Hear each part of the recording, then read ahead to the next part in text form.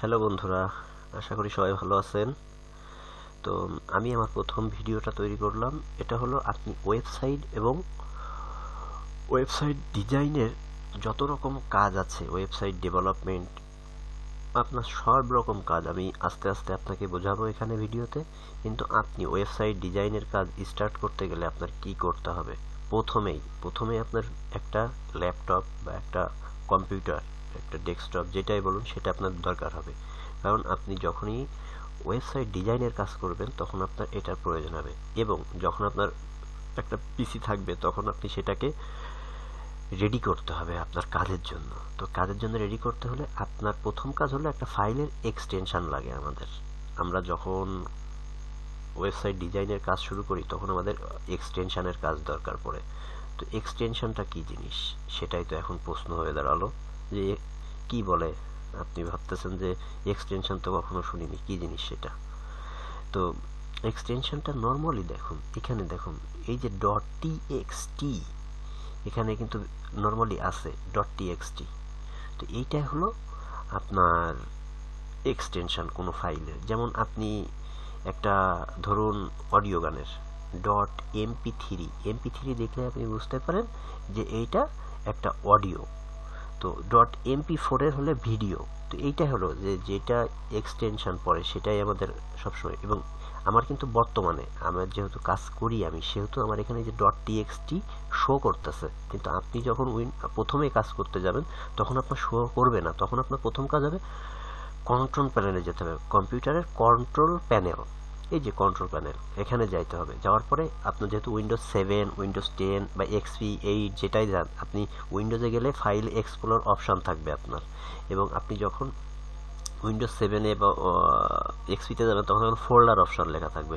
তো আপনি ফোল্ডার অপশানে ক্লিক করলে আপনার একটা এমন ইন্টারফেস আসবে, তখন সেখান থেকে আপনি ভিউতে যাবেন।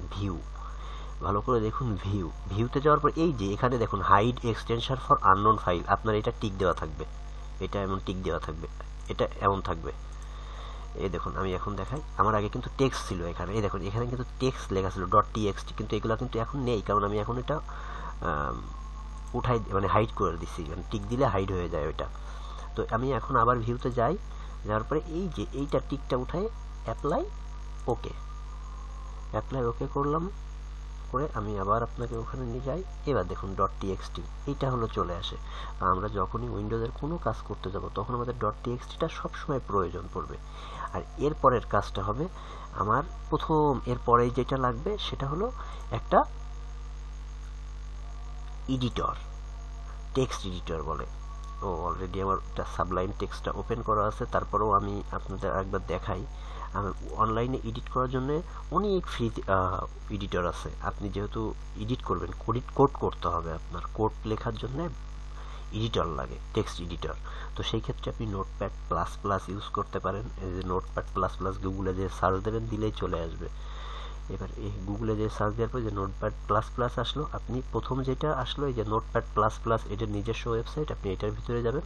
যাওয়ার পরে একদম প্রথমেই আপনার ডাউনলোড অপশন থাকবে, এই যে ডাউনলোড নোটপ্যাড, এটাই ক্লিক করলে আপনার ডাউনলোড স্টার্ট হয়ে যাবে। আমার অলরেডি ডাউনলোড করা আছে, আমি এখন ডাউনলোড করতেছি না, এটা আমি আপনাকে দেখালাম। আপনি ডাউনলোড করে, আমি যেহেতু ওয়েবসাইট তৈরি করার কাজ শিখতে যাচ্ছেন সেহেতু আপনার নর্মালি কিন্তু যে একটা সফটওয়্যার ইনস্টল করতে হয় এটা আপনার জানতে হবে। এবং এরপরে আমার দরকার আরেকটা, যদি আমি সাবলাইম টেক্সটটা, এই যে সাবলাইম টেক্সট দেখতে পাচ্ছেন এখানে সাবলাইম টেক্সট, এটা আমি সার্চ করি সাবলাইম টেক্সটটা, এই যে সাবলাইম টেক্সট, এটাই প্রথমেই সাবলাইম টেক্সটে আমি যাই। এবার দেখুন ডাউনলোড ফর উইন্ডোজ, আপনি এটা ডাউনলোড করুন। করার পরে এই যে আমি সাবলাইম টেক্সট ইউজ করার রেকমেন্ড করি, কারণ এটা কালারফুল, এটা আপনি কালারে দেখায়, মানে অনেকগুলো কালার আছে এটার। তো যখন আপনি কোনো কোডিং করবে তখন আপনার কালারে শো করবে, সেহেতু আমি সাবলাইম টেক্সটটা ইউজ করি। আমার নিজে এই যে আমি এখানে সাবলাইম টেক্সটটা ইনস্টল করা আছে আমার, তো শো করতেছে। নোটপ্যাড প্লাস প্লাস ইনস্টল করা আছে। তো আপনি এই দুইটা ইনস্টল করবেন আপনার পিসিতে। আপনার দুইটা করার দরকার নেই, আপনি একটা করুন। নোটপ্যাড প্লাস প্লাস প্রথমে যেহেতু আপনার কোডিং শিখতে হবে, যেহেতু আপনি কিছুই জানেন না, আপনি বেসিক লেভেল থেকে স্টার্ট করবেন, সেহেতু আপনি প্রথমে এই কাজটুকু করুন। তারপরে আপনাকে কি করতে হবে এবং সাবলাইম টেক্সট এবং আপনার নোটপ্যাড প্লাস প্লাস কীভাবে রেডি করবেন সেটা বলবো, এবং আপনি আপনার কোডিং স্টার্ট করবেন কিভাবে সেটাও আমি আপনাকে বলবো। ঠিক আছে? তো আজকের মতন সবাই ভালো থাকবেন, পরের পর্বে আবার দেখা হচ্ছে।